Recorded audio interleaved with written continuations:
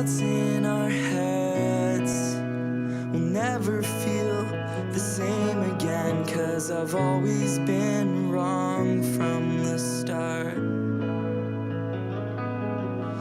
The pain in my muscles, the taste of blood in my mouth, the memories I can't get out.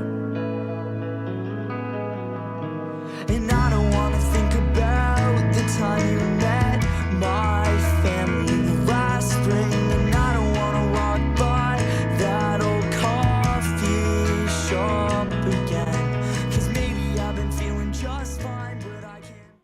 Hello everyone. My name is Dakota Frandsen. Some of you know me as the specialist of the strange. Others, the host of the Bonkers show and CEO of the Bonkers Network LLC. I've tried recording this video on a couple of occasions, but either something diverted my attention, or I didn't realize until after the recording was done that absolutely no sound was captured. For what reasons? Well, improper planning on my part, most likely. But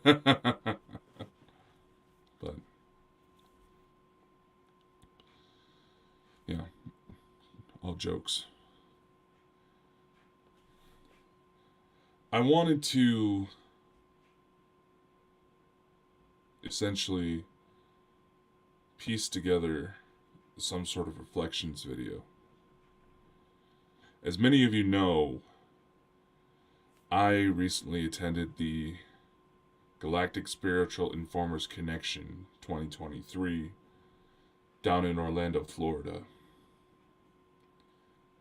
And as some of you may have known from seeing the other live videos I did, just to kind of give journalistic updates from the conference itself,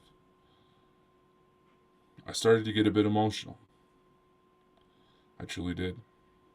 I'm not gonna deny it. But from when I finally said goodbye to many of the new friends I gathered, as well as finally getting to meet in person the one friend I was hoping to see the most, from there to my rides to the airport and soaring through the air as I raced across the country back home, and even a little bit as I was at work last night. Yeah, I pretty much went straight from the airport at my final destination, stopped to grab something to eat, and then still had another 2-hour drive. I basically had a couple hours to change my clothes, hop in a good shower, and head straight into the civilian job. And as many of you learned, I do not kid when I say how big I am. So, getting to sleep in the back of a car or in an airplane gets to be a little bit more difficult for someone like me. Not impossible, but it has to be a moment where sleep deprivation outweighs the discomfort. But that's all minor. That's all minor compared to what I was trying to accomplish this past weekend.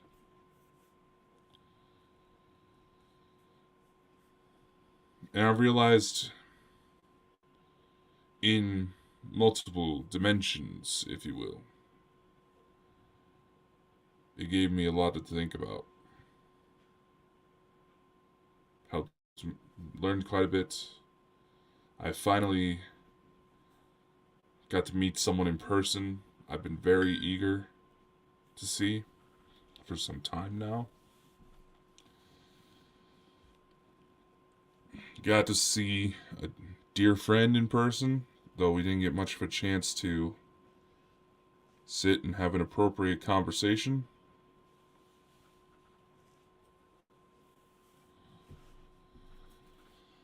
But nevertheless, it was amazing to finally get to see them. The purpose of this video is sort of a final reflections on my part.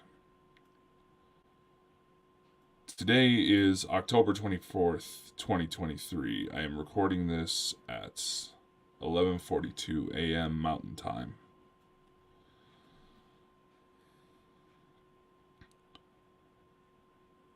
This coming episodes of the Bald and Bonkers show will likely try to arrange it to where we can invite people who are also at the conference to share their inputs, their stories. You know, try to get to say hello to some of the people I didn't get to meet appropriately. As for me, it was an interesting journey.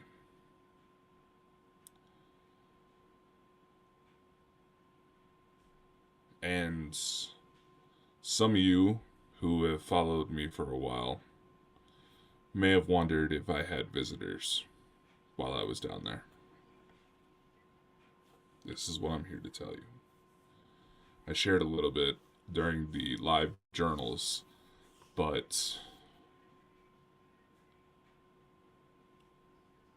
it was a matter of trying to process everything that happened, because even though strange events have occupied my life for pretty much as long as I can remember, and even beyond that,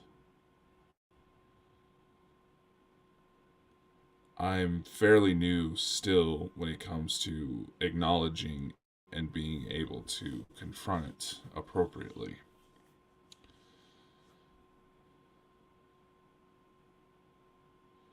What brought me to GSIC 2023 was, well, simply put, there was someone I knew who was going to be in attendance I really wanted to see.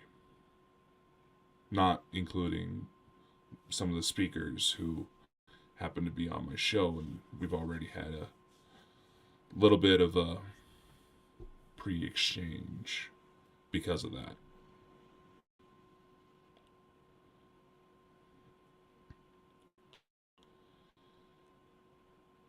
For the little over a year, there's been this young lady I've been corresponding with, talking on and off with, mostly through text messages, just to accommodate both of our busy schedules, that I've tried to keep a close eye on, because this young lady happened to be connected to my life within the Galactic Federation. And this isn't something I'm saying just as a feeling. There's a paper trail to prove it, or at least acknowledge that something truly extraordinary has taken place. For those of you who don't know, maybe seeing this video for the first time, or just found out about me from the conference, or whatever your situation may be, before coming to Earth, if you wanted to put a label on my situation, I was a Tal Shiar Pleiadian who was recruited within the Galactic Federation of Worlds as a sort of field medic scientist. One of my commanders was none other than Thorhan Iridian. And one of the many tasks that I have indulged upon was assisting in the rescue of abducted children. One of the last missions I flew before I took on the envoy deployment that allows you to see this person here took place at least within the late 80s, maybe early 90s. I remember coming off of a ship in a smaller pod with a small crew. We were moving fast. One of the main landmarks that I recall seeing during those speeds was the Great Lakes here in the United States. I won't divulge much more information on that, just to respect the privacy of this young lady. While, yes, technically this is my story to tell, it is hers as well. And it's not my place to divulge things that she may not be comfortable with. But back to the story. I remember coming about this white two-story house. I place it within the late 80s, early 90s because my only frame of reference of when this event took place was some of the newest looking cars, ones that look like they just came off the lot, were about late 80s, early 90s models. Roughly about that time frame. I am not a car guy, so I wouldn't be able to specify much more than that, but they had that kind of boxy design, when cars were still made to take a beating.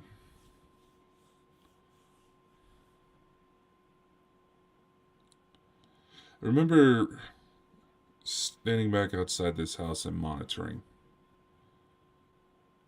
Whether it was through a drone or not, I don't exactly recall. That part of it didn't seem important enough to really stick out in this instance, but it was also not the purpose of recalling this particular event. Focus. Thank you. Yelling at my camera.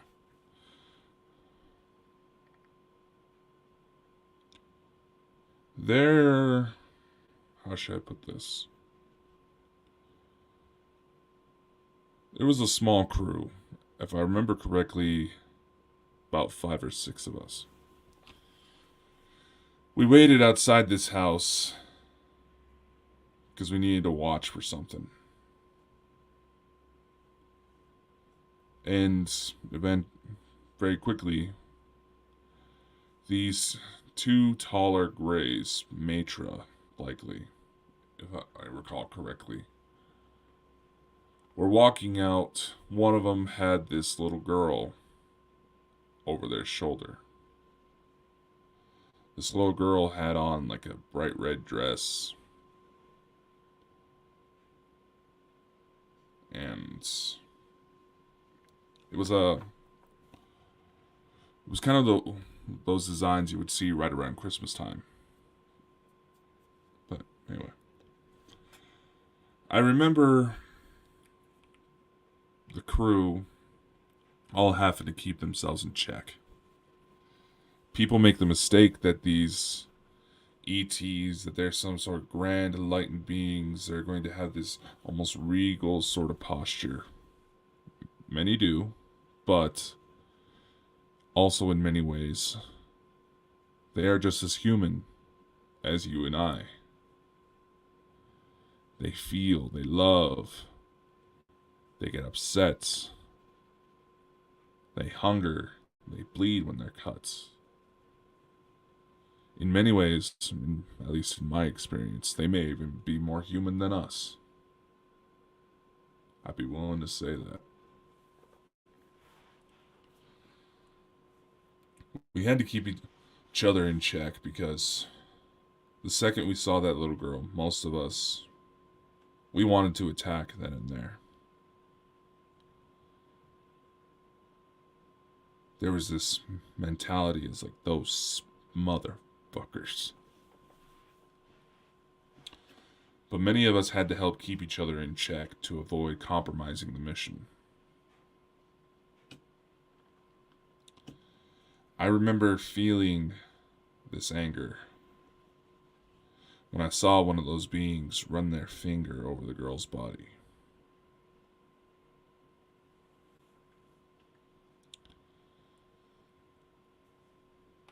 I remember clenching my fists and practically gritting my teeth.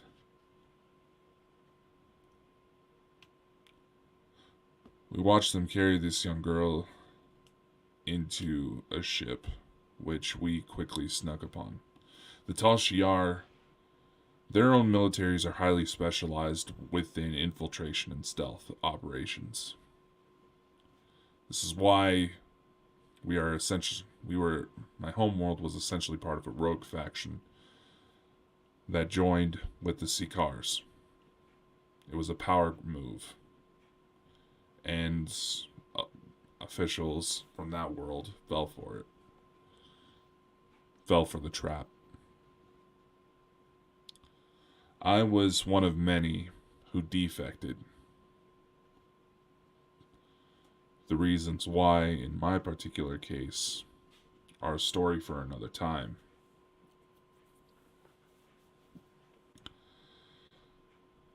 With this little girl, we made sure to get to the ship, and once we got to a certain point above the Earth's atmosphere, we attacked.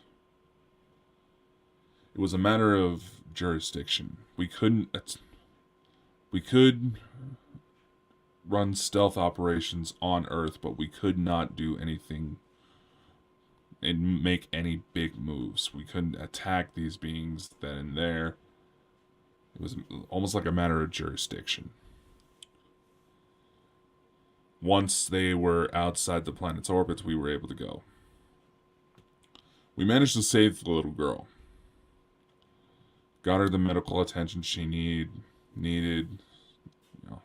Helped her kind of calm down, and even took her for a little bit of a joyride before bringing her back home. When the mission was completed,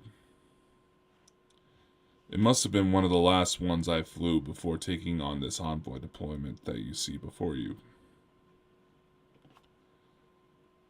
Because I recall standing on deck of this major ship, possibly the one known as the Excelsior. In fact, very much likely. Just observing the Earth. I remember just watching it and pondering about things, whether or not the mission was worth it, whether or not that little girl or any of the others we saved were going to be okay, whether or not this mission was going to be worth it. These were thoughts many of us had. And once the operations, the jobs were at least settled, many of us tried our best to be there for one another. To remind each other that there is a reason we took part.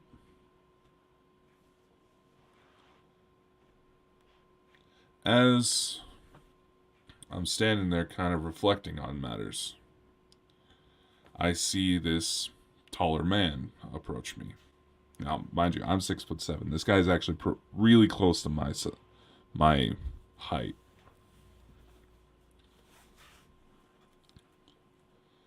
Remember, he had very chiseled facial structures, long blonde hair, good-looking man. I'll say it.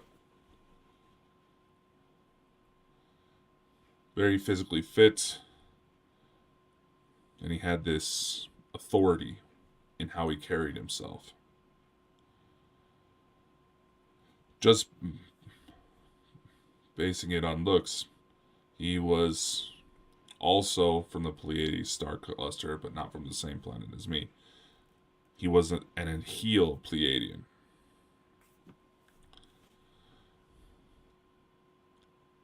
Where he's from and where I'm from didn't exactly get along all the best.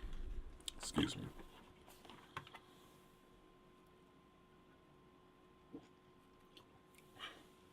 But aboard the Excelsior, we came to know one another. We became friends. This man, he was well known for taking care of his people. He was quickly well liked and respected by just about everybody who knew him, as I recall. And well deserving of his current positions. No, he is all very humble. Doesn't like to brag.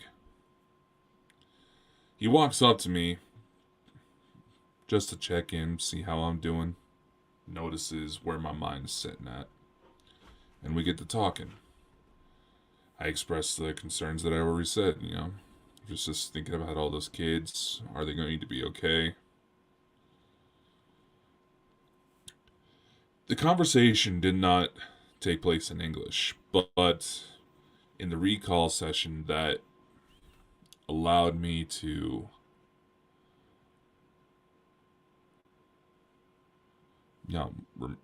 remember this.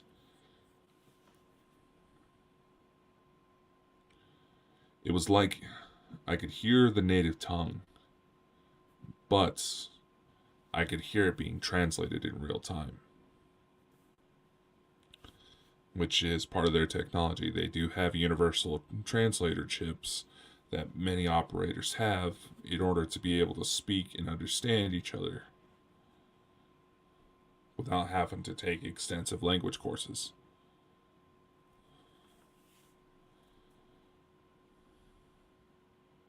But then again, up there, their educational systems, their ways of learning, they're pretty quick to pick up on new languages. This man and I got to talk, and he was doing his best to reassure me that everything will be all right.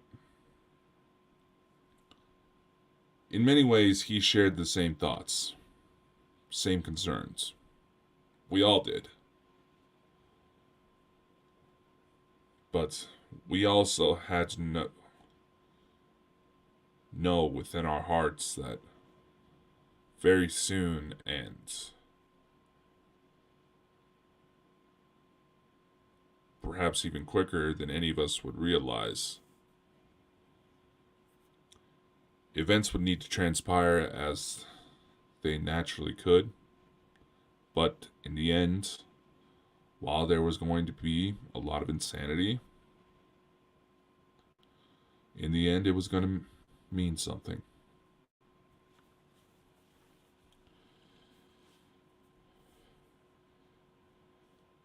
I'm just looking at him and saying, I know, I knew that I was getting ready for an envoy deployment, so part of me was also wondering, would I be able to find these kids to check up on them? Just to make sure they're doing okay. The man laughs a little bit and says, don't worry, you're gonna see her. Just remember the moose. First I start looking funny, then he brings up his 3 fingers like this. This is how they tend to work with the mind fog, as it will. They don't necessarily wipe the memories, they just help suppress them deep enough to where they're very difficult to detect if an individual is captured or compromised.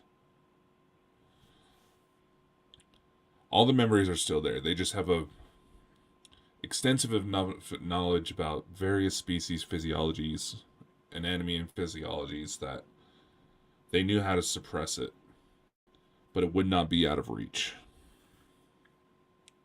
So upon seeing this and moving it towards where my third eye would be, I jerk my head back and say, "Hey, what are you doing? I want to be able to remember all this." And he laughs and just says, "Just remember the moose. You know this is standard procedure where you're going on an envoy deployment. Just remember the moose." After the recall session, I immediately jerked up because I knew who it was. My friend that I was wanting to see at the conference, be able to meet in person for the very first time. In her works, she refers to herself as Damocles. And for the sake of this recording, that's how we'll refer to her as. I know she's going to be trying to get her stuff back up and going, so little plug for her. I initially came across Damocles scrolling through TikTok, of all things. Some of her content was brought up in my suggestions, and for some reason it just caught my interest. She put her materials together very well. I was rather impressed. Started looking through the rest of the videos. Was rather impressed with how it all came together. And I saw that seeds were already planted to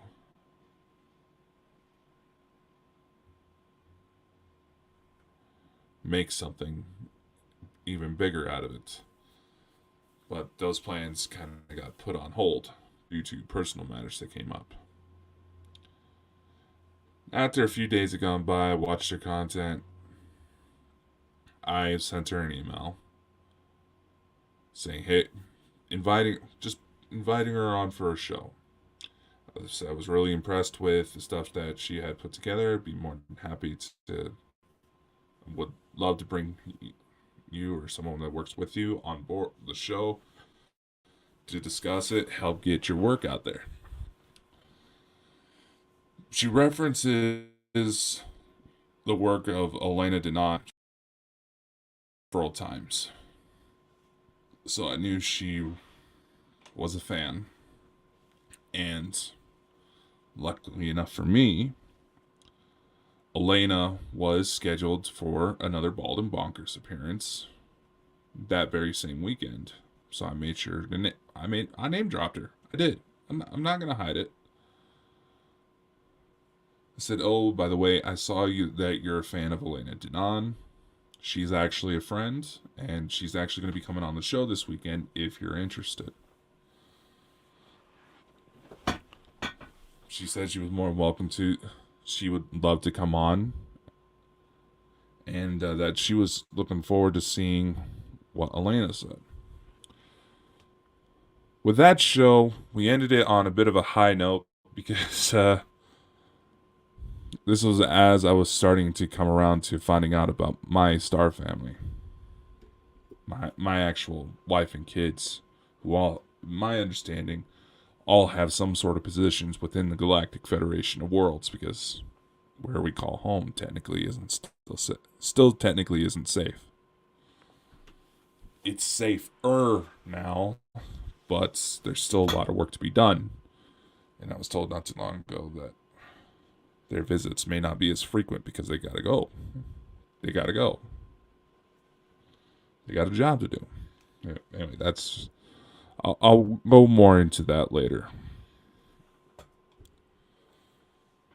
That particular session with Elena Denon ended up being one of our more popular ones due to a question I asked her at the end of the show. That being,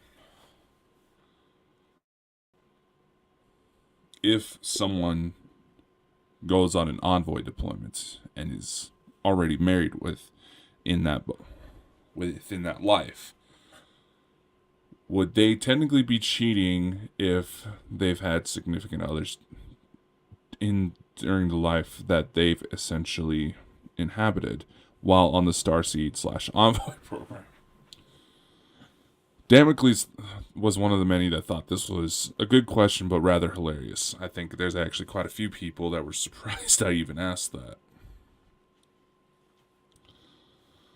So this helped bring her into the loop. Then we actually had her on the show, and it was very intriguing. She also disclosed an interest within the CE5 protocols established by Dr. Stephen Greer, which was something we were experimenting on early on in the show just to see what would happen. Being that she expressed an interest, we did a little bit of a session with a twist. That twist was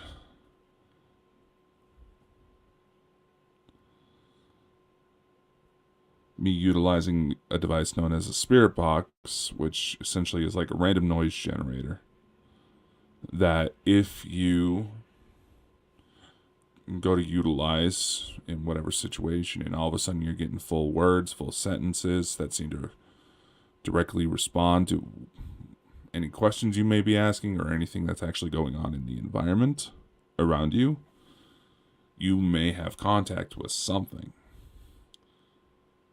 This was a way to add a little bit more communications to these CE5 endeavors. And in my own personal experiments, tend to produce very interesting results. So just trying to adjust the green screen here. Gotta figure this out a little better.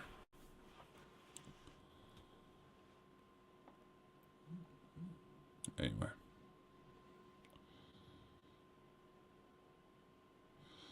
During the session, I kept hearing this woman's name over and over again. Damocles had never disclosed her real name to me or Christopher, though I was the only one who had any real extensive communications with her. Immediately, I asked, "Who is blah da da da da da?" And right then and there, her eyes start to widen a bit, and she's leaning closer towards the screen, saying, "What did you just say?" I start hearing in the noise something along the lines of, "You've already met her. You know her. That's da da da da da." Then I realized from her reaction and what I was hearing, that was actually her name. A couple other names came up that piqued interest that applied to her, so to make a long story short, that incident was enough to convince her that I and somewhat Chris were in fact the real deal. We weren't some knuckleheads trying to act like we knew what was going on. We actually had some sort of extensive knowledge and experience with dealing with these types of incidents. After the show, she wanted to disclose what she believed was a screen memory, was where she was taken out of a house while wearing a bright red Christmas dress and riding a bucking moose. She felt that in her research, that this was possibly some sort of screen memory because certain things didn't add up. Moose don't necessarily buck. Their size, they don't have to. But I digress. She's always felt that something was off about that, what she thought was a dream. Then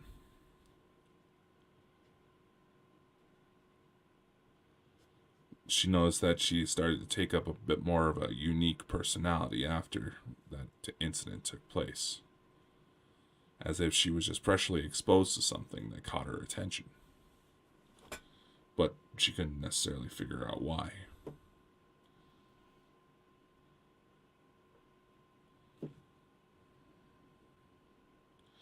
Fast forward the story a bit more. I had that recall on top of learning that my Pleiadian name, for lack of a better label, was Elarian. I had a good idea of what I looked like, and the blonde man I mentioned from the recall session where I rescued that little girl looked damn near spot on to Elena's drawings. That woman is a fantastic artist. So naturally, before I moved any further, I needed to check with the one person in this cosmos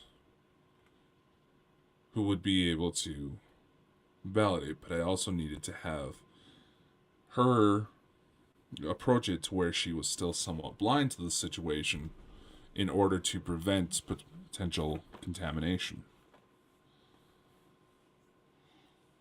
I know she preaches that we should follow our gut. We already know the truth inside of us, but I'm big about having some sort of evidence to kind of corroborate the things I talk about.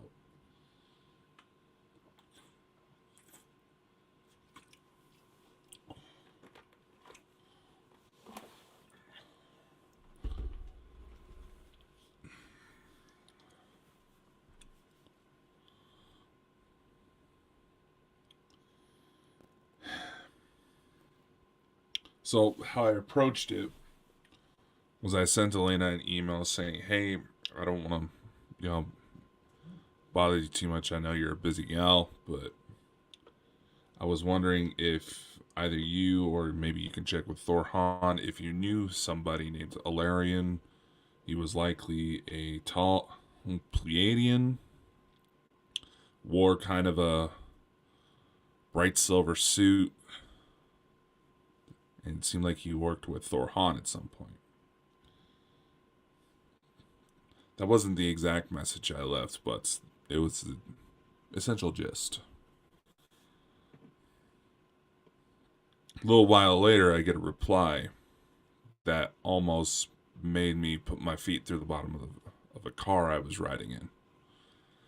I was sharing a vehicle with a relative because our work schedules are similar enough to where if one of us has car troubles and our car's at the mechanics, we could be able to share a vehicle and, not have to compromise, work hours. Makes the drive home a little bit longer, but, we got to do what we got to do.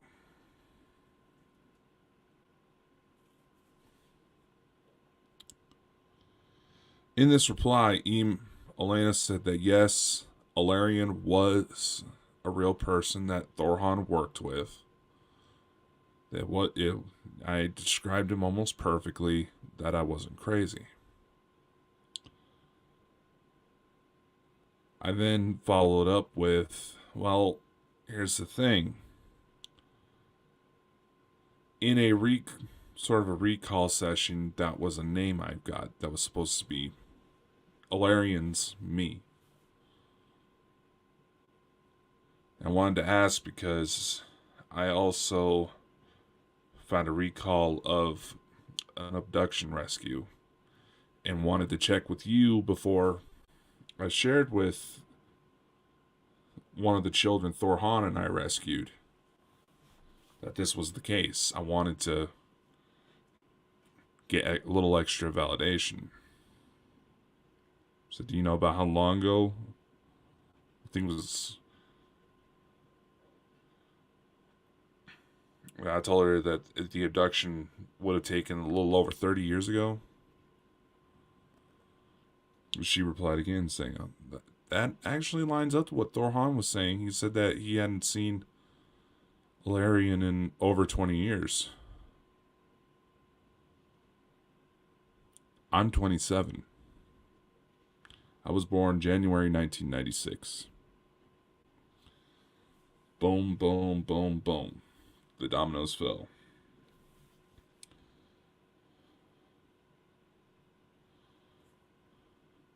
once I had this validation from Elena, I knew that it would be highly unlikely to find anything else more that would further back that something genuinely did happen. This is why we believe this was the case, but it can still technically be open to interpretation. So, next opportunity I had, I reached out to Damocles. Told her that in my own recall situations, I may have found something big in regards to her screen memory. She goes and messaged me. She's like, what is it? Do you want to schedule a video call? I was like, yeah, this is pretty big. It might be best to have kind of somewhat of a face-to-face. It would be much more efficient to do it that way. So we scheduled a voice call. I believe it was for later that weekend. A video chat. And I told her everything. And I made sure to build it up, too. I shared the recall of the abduction rescue. Described the house, the location, about what time of year it looked. And the more I got into it, the closer she would get to the screen. Had she been able to, she probably would have jumped through the computer screen if she could. You know what I mean?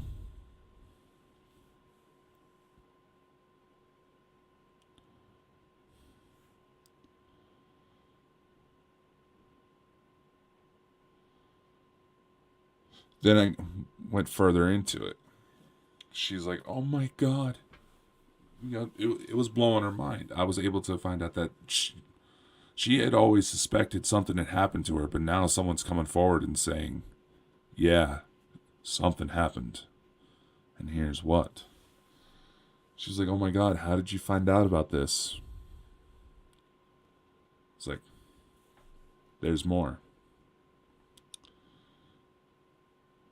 The leading officer of that rescue mission was a tall, blonde Pleiadian man by the name of Thorhan Iridian. And there was also a medical officer on that particular team by the name of Alarian. Alarian Tinirta, or something along those lines, as far as pronunciation. She's, again, her eyes even widen more when I go to tell her that I personally checked with Elena before bringing this to you because I wanted to be absolutely sure that I had something.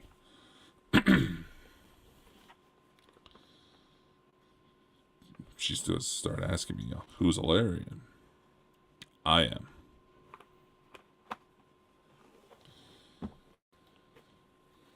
From that moment, I swore I could see this release of energy from her. That she had some sort of validation that something happened to her. She's always suspected it, and from personal details she's told me, it does kind of ring true that something's happened to her. But she wasn't exactly sure what. From then on, I became a little bit more dedicated in, checking in on her from time to time. See if anything new come up now that she had that revelation, but personal life matters seemed to keep getting in the way. And that's okay. It's her ride.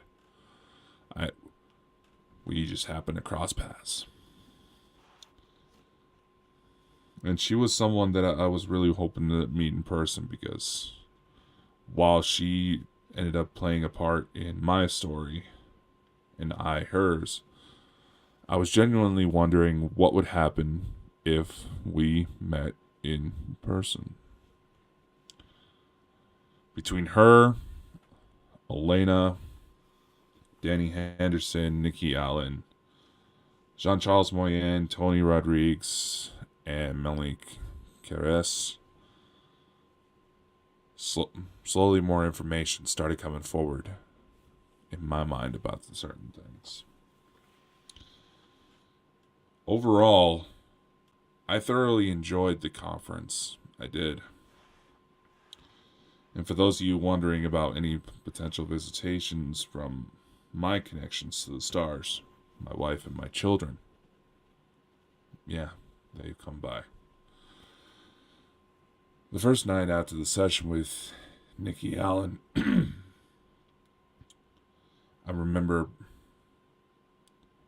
a brief get-together where I saw my wife mostly. Kids were off doing their own thing, but I had to see my wife.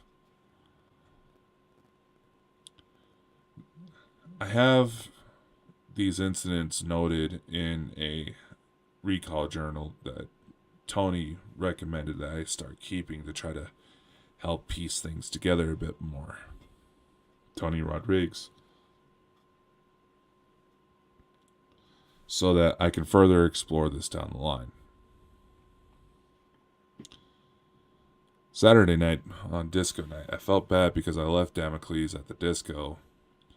I started kind of getting these tones playing in my head that I've learned to acknowledge that more or less someone was calling and I needed to go. My son managed to drop by. He was in a ship and he really wanted to see me. And there was also kind of this vibe to him that something was going on and he really needed to talk to his dad. So when he came by, he said, he did. He was looking at me and said, "Hey, Dad, you want to go for a ride? You know, maybe surprise some of the people at the event you're at?" It's like, you know what? Fuck it. Let's go. We went off for a joyride in a ship. He and I were both piloting at times, occasionally doing little maneuvers here and there. Just having some fun. Then afterwards, we got to calm down a little bit. And I started to realize a little bit more that something was weighing pretty heavy on him. He goes, "Dad, I need to talk to you about something that's pretty important." I was like, "All right, what's going on? You know you can talk to me." You start going into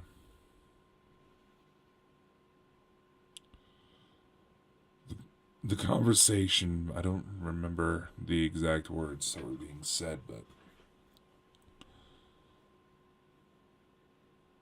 there was a part of him that was essentially he was saying, "You do know that we love you, right?"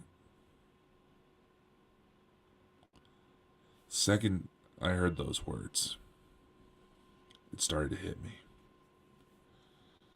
I knew something big was up. It was, of course, I love you guys.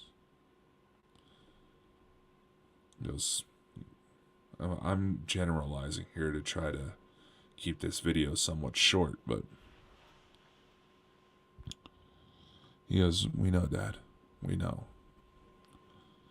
And we know that you want to be able to see us. You know that we're coming, right?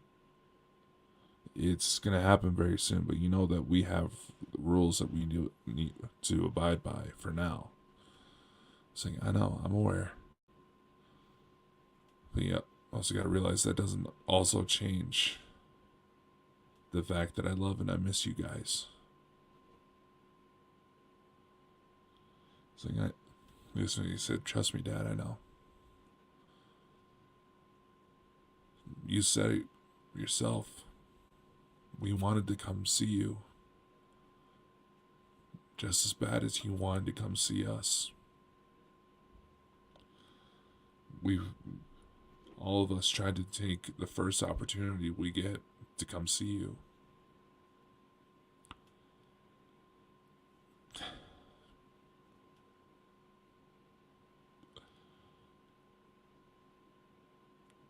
He goes, you know, Mom cries for you, right? I'm like, what do you mean? Like, she cries for you. We all do.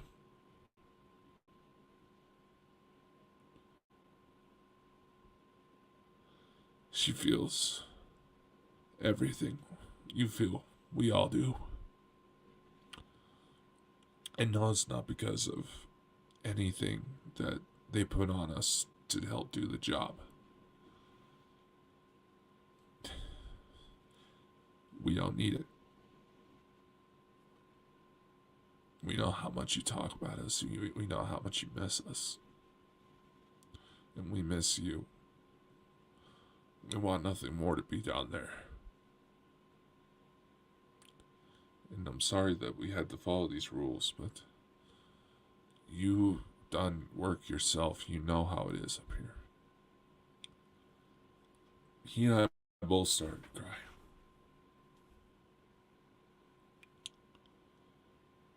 I simply told him, like, listen to me. I know. I feel you guys too. Every time you come down. And had you not been willing to step in, your mom, your sisters, you,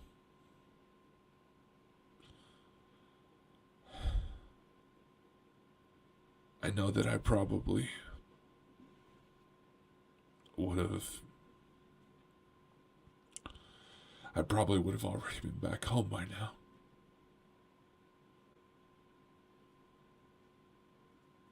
You guys are the ones that gave me strength. There's people that joke that, you know, I'm down here on Earth, I'm supposed to live an Earth life, you know, have relationships down here, which I've had, but now that I know about you guys, I know that you're real, you're coming soon. You also had to realize that when you know you have someone in your life that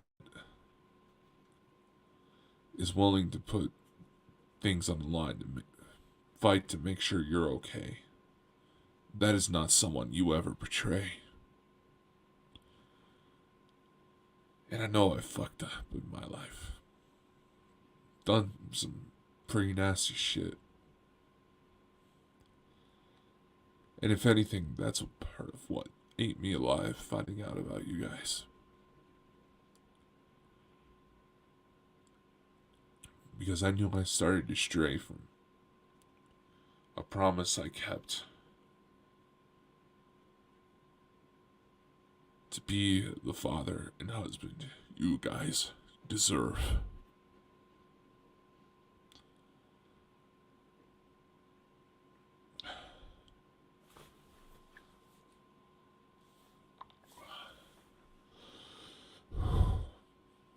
It's like, I know, Dad. And we forgave you. We're still here, aren't we?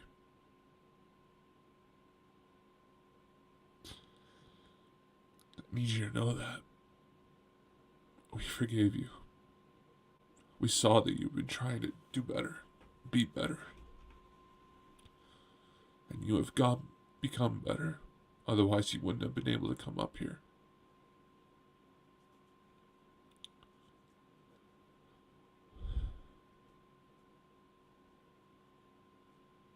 I said, I know, son. I know. But as much as I know that in my heart, nothing ever escapes how much I miss you guys. And yeah. As much as I would love for a family photo, an actual family photo of us all together,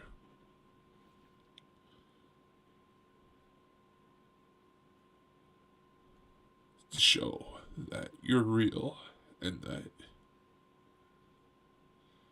how much you guys mean to me. I know we have to do things, and I already swore to you, your mom, your sisters, that whatever this fucking takes, I'm riding this till the end.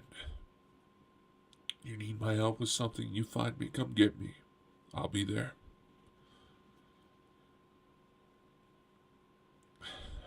We're fucking family. And that's what families do. I don't care about the grand mission. I already know it's going in the right way. That this all is going to pay off. I don't care about disclosure. I don't care about notoriety.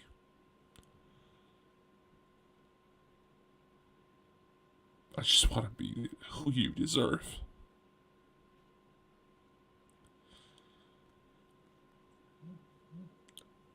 He looks at me and says, I know, Dad. You're making Mom cry.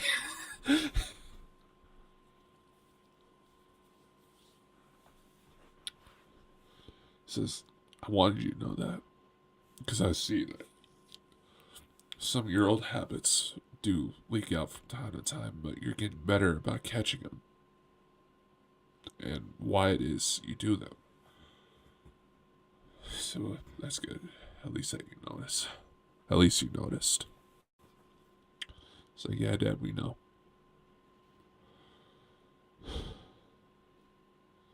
But I also wanted to prepare you for something. I said, what's that?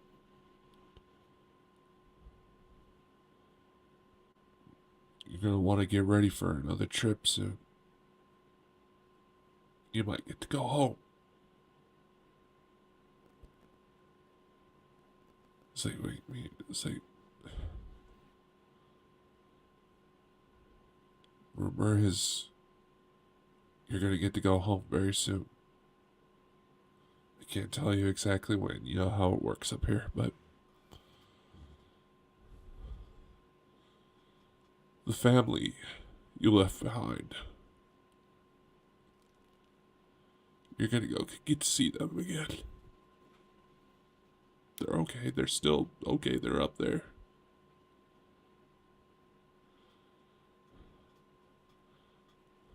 They know about me. They know about Mom. They know.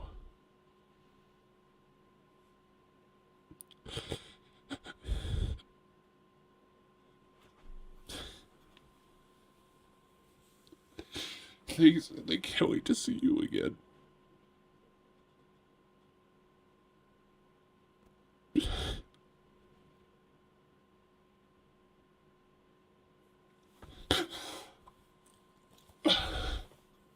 Soon, Talia is gonna be freed, and I'm gonna get to go home.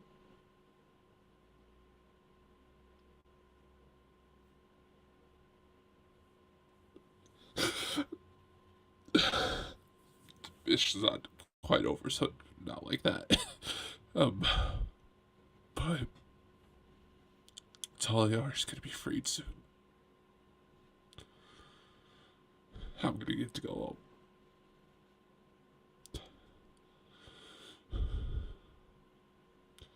And once those avenues are free again, there might be a choice that I have to make.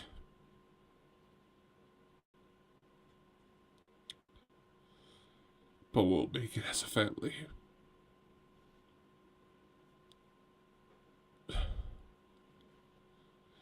That's what he sent me back. That's what I got brought back. He has.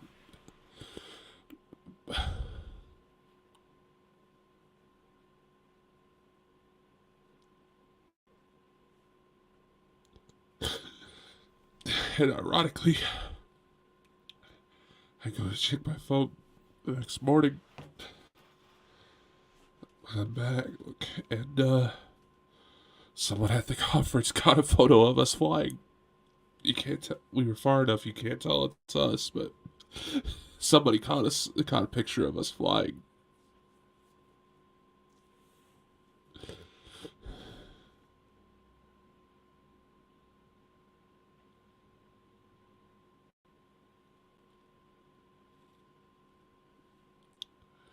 That's why they've been busy. It's almost to the end, ladies and gentlemen. As for GSIC,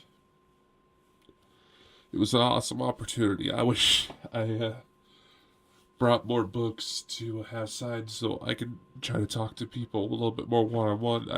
I bought Tony Rodriguez books and managed to get him to sign one. But at the same time, I also try to make it so I can get through security at the event at airport quicker. You know, it's pretty sad when a big guy like me can move faster than through security checkpoints a lot than some of you short people.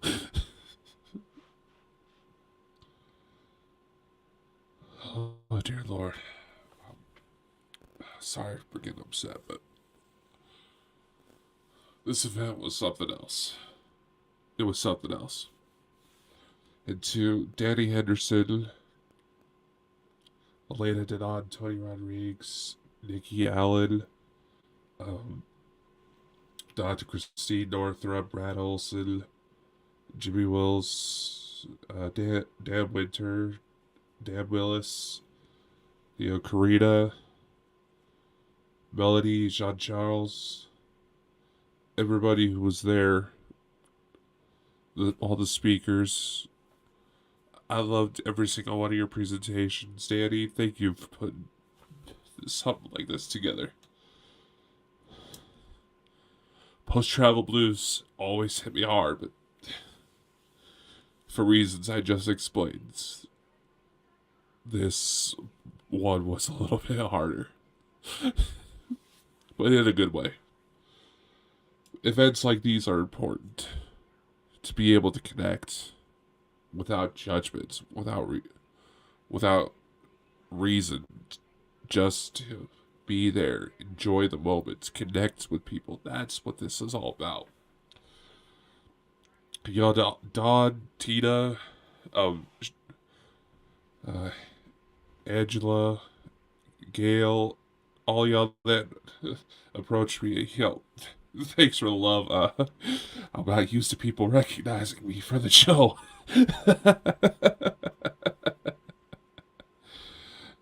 And to everyone who I didn't get a chance to see, I'm sorry. You're more than welcome to reach out to me anytime. I'll try to get to your messages. Just remember, I'm a busy guy. And I'll definitely try to get some of the speakers on the show again. Or at least the ones that we haven't had yet. That Karina, I like her fire. And Elena, I wouldn't have been able to put everything to I wouldn't have been able to push everything as far as I have had that woman not stepped in. I said it before, I'll say it again. I feel like I owe that woman some flowers. Danny Henderson, I wasn't kidding when I said you remind me of my grandmother. She's another very hard-headed and kind of outspoken woman, but I've also learned through her that a woman that with that type of energy has a big heart, and I got to see that personally. So, again, thank you. If I said, I don't know.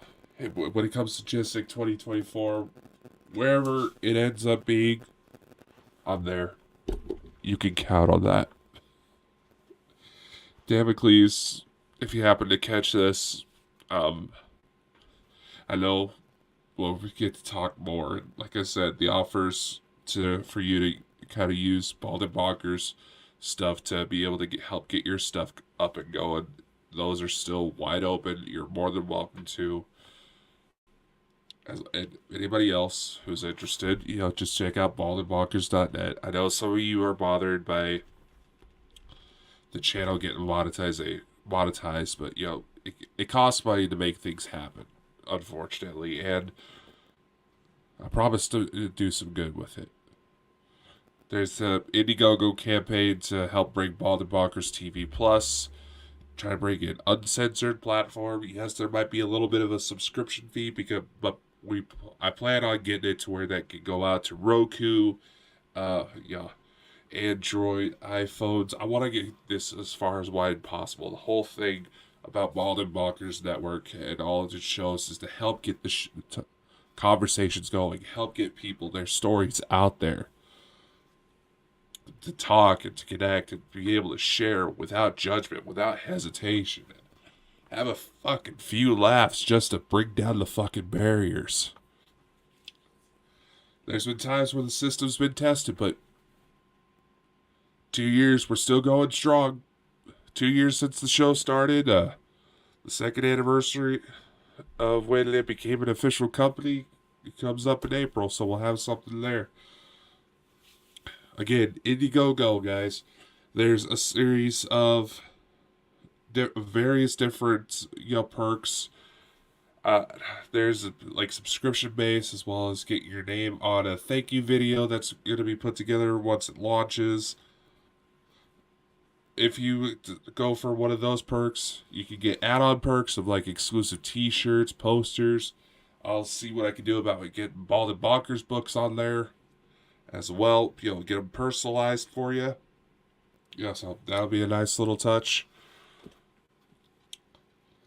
And honestly, with this conference, the things that that got talked about, the things between, like I said, Elena Denon, Tony Rodriguez, Nikki Allen, John Charles Boyan, Danny Henderson, and Melly Caress the most. I finally figured out how I'm going to put together the book that y'all would keep asking me. I mean, hell, I had one gal so entranced by my story, she almost knocked herself over on the sidewalk and probably would have cracked her head. Oops! But things are going to happen. The book I'm going to put out is, I know you won't believe me. I figured that's a good way to approach it. There's going to be stuff I haven't talked about before, kind of hinted around a little bit before, but never really got into detail. Because, I'll be honest, my story is a long, ongoing saga, and there's days where I'm a better writer than I am a speaker. Much love to you all. I had an amazing time this weekend. I won't forget it. I'm sorry for those who I didn't, get the chance to, talk to, or, maybe got a glance, but, feel free to reach out, The doors of Bald and Bonkers will always remain open for those crazy enough to walk in. So again, much love. If I forgot any names, I'm sorry, but I honestly can't put into words how much this trip meant to me. I wanted to thank my mother and my grandmother for hotel rides, as well as helping cover the hotel room so I at least had some place to sleep. I love every single one of you. If you have not had someone tell you that today, I love you. Lots of really cool stuff are coming forward. I feel really energized and inspired to keep pushing. So, you ain't seen the last of me yet. Much love, take care, and I will see you.